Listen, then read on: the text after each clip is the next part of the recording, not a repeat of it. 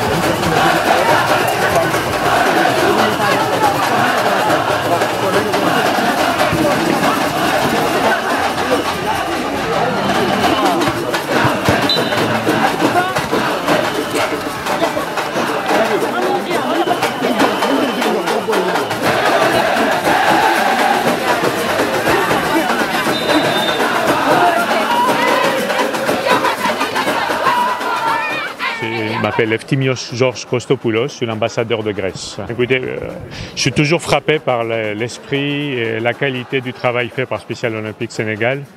Je trouve que c'est formidable de voir tous ces jeunes se dépenser sur le terrain, être valorisés, faire du mieux qu'ils peuvent et donner du bon spectacle, de la joie à eux-mêmes, à leur famille, à leurs proches. Donc c'est un travail formidable pour des gens qui n'ont pas toujours toutes les chances dans la vie.